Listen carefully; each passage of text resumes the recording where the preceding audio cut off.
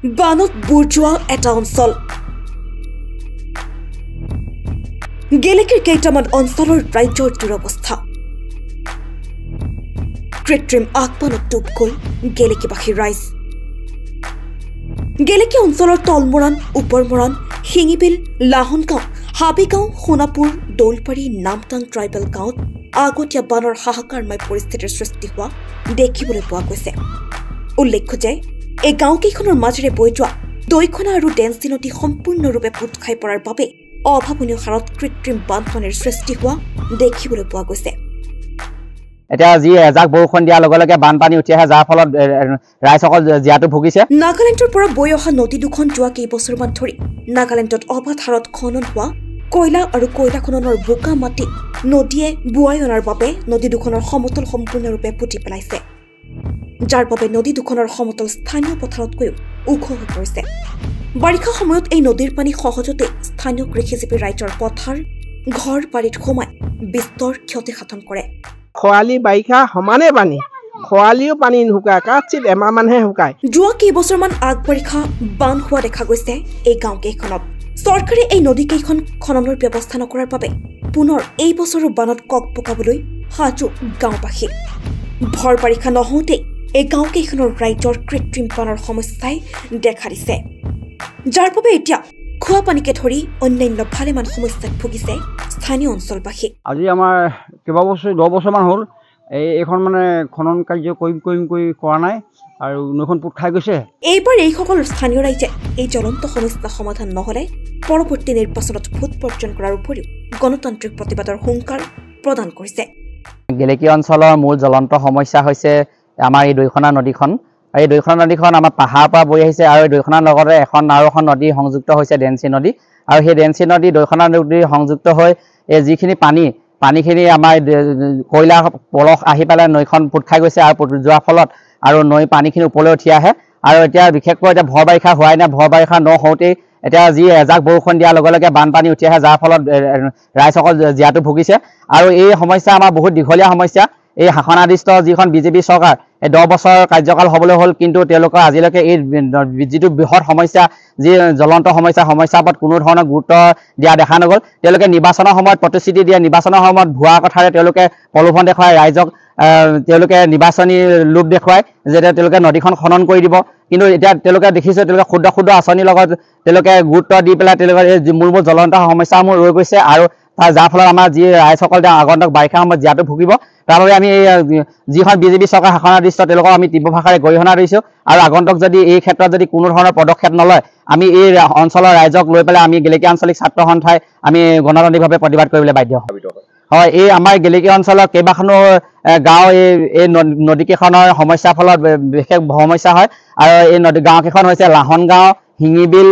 হাবিগাঁও তাৰপিছত সোণাপুৰ আৰু নামদাং ট্ৰাইবেল গাঁও দৌলবাৰী তলমৰাণ গাঁও উপমৰাণ গাঁও এই কেইবাখনো গাঁও ডুব যায় পানীত হয় এতিয়া এই শাসনাধিষ্ঠ চৰকাৰখনে যে তেওঁলোকে কয় যে ঘৰ মে পানী কিন্তু এতিয়া আমি দেখিবলৈ পাইছোঁ এই তলমৰাণ গাঁও এখন গাঁও আছে কিন্তু এই গাঁওখনত প্ৰায় 50-60 ঘৰ ৰাইজ আছে কিন্তু তেওঁলোকে আজিলৈকে পানীৰ একো ব্যৱস্থা পোৱা নাই জলসিঞ্চনৰ যি জেজেএম আঁচনি কোনো ধৰণৰ তেওঁলোকে সুবিধা পোৱা নাই গতিকে তেওঁলোকে এতিয়া যি আমাৰ নদীসমূহ কয়লা পলস আহি কয়লা পানী আহি পুখুৰীসমূহ বুৰি গৈছে তেওঁলোকৰ খোৱা পানীৰ সমস্যা আছে টিউবৱেলতো ইয়াত পানী নোলায় পাথৰ ওলায় যিহেতু আৰু গতিকে আৰু সেই হেতুকে জেজেএম আঁচনি কোনো ধৰণৰ সুবিধা পোৱা নাই গতিকে এই চৰকাৰখনে সদায় মিছা প্ৰতিশ্ৰুতিৰে কৈ আহিছে যে ঘৰ মে পানী কিন্তু আজিলৈকে ধৰণৰ কোনো পানী ব্যৱস্থা হোৱা নাই গতিকে আমি চৰকাৰক দাবী জনাইছোঁ যে গেলেকী তলমৰাণ গাঁৱৰ ৰাইজকো যাতে জেজেএম আঁচনিৰ দ্বাৰা পানী ব্যৱস্থা কৰি দিয়ে এইখন দৈখনা নৈ আৰু আগত এখন দলিচি আছে দুখন নৈ লগ লাগি এই দৈখনা গৈ আহি এনেকৈ সেই নামদাঙত পৰিছে আৰু নামদাংখন গৈ দিশত পৰিছে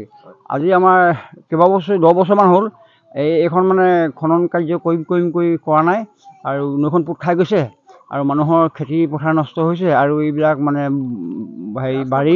বাৰী ৰাস্তা পদূলি সকলো নষ্ট হৈছে আৰু যোৱা বছৰ এই MP তপন গৈ আহি আমাৰ পঞ্চায়তলৈ আহিছিলে তেখেতে কৈছিলে যে আমি খান্দি দিম কিন্তু আজি 3টামান বছৰ হ'ল তেখেতে মানে ক'তা খান্দিয়ে নিদিলে তাৰপৰা যোৱা বছৰ তেনেকৈ SDO ছাৰ তাৰপৰা DC ছাৰ বাইদেউ আহি তেওঁলোকেও মানে চাই গ'ল আৰু ক'লে যে আমি নৈখন খনাৰ ব্যৱস্থা অতি সোনকালে কৰিম কিন্তু তেওঁলোকেও এতিয়া একো কাণ সাৰ নিদিলে। আমাৰ ৰাইজো গৈছিলে এতিয়া অলপ দিনৰ আগতে হেৰি তালৈ দিছে, কোনো কাণ সাৰে নিদিলে।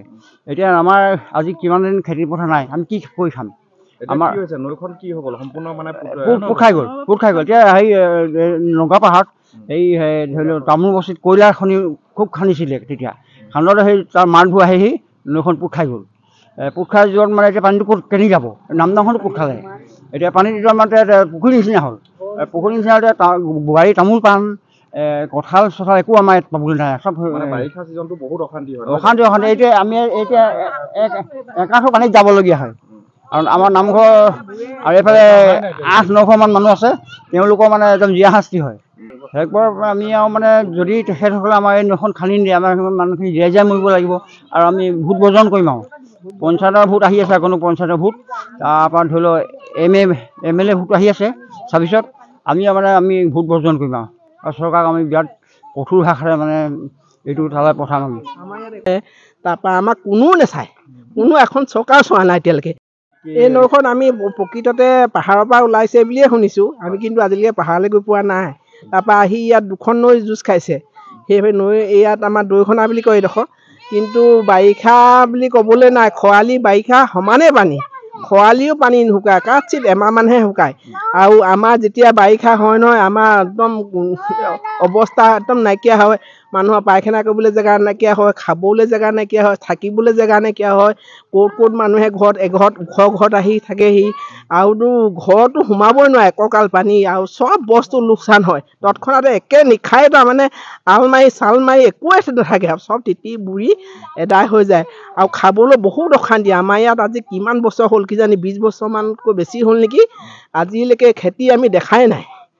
খেতি অকল পানী এতিয়া যদি নামেগে নহয়, মানুহ এটা তল যাব পথাৰবোৰত। আৰু গছ গছনি বুলিবলৈ একোৱেই নাই, বাৰী বাহনি চাহনি একো নাই। মানুহৰ ঘৰত অকল ওখ জেগা এডোখৰত কাৰোবাৰ ঘৰত গছ আছে, আৰু যিবিলাক গছ আছিলে নহয় সেইবিলাকো চব মৰি এদায়। আৰু বাহনি চাহনি ক'বলৈ নাই, চব মৰিলে। এইফালে একদম নায়েই অৱস্থা।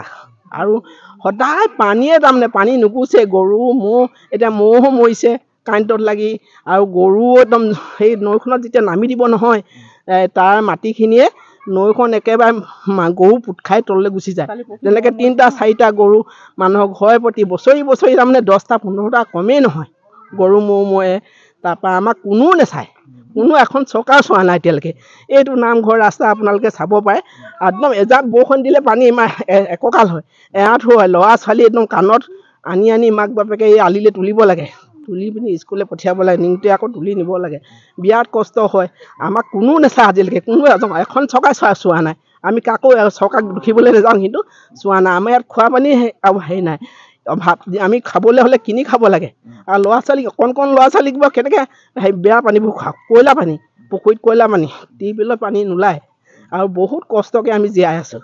আৰু আমাৰ ধান এতিয়া দেখিবলৈ নাই, চাউল দেখিবলৈ নাই, আমাৰ অকল কাৰ্টৰ চাউল আৰু কিনা চাউলে খাওঁ। এই অঞ্চলৰ ৰাইজে এতিয়ালৈকে জল জীৱন মিছন আঁচনি পানী বিশুদ্ধ খোৱা পানী পোৱা নাই। পোৱা নাই। কিমান ঘৰ মানুহে পোৱা নাই? দিম বুলি কয়, প্ৰায় 60-70 ঘৰ মানে মানুহ আছে। গেলেকীৰ পৰা ৱাহিদ আলীৰ ৰিপৰ্ট, সচ দ্য ৰিয়েলিটি।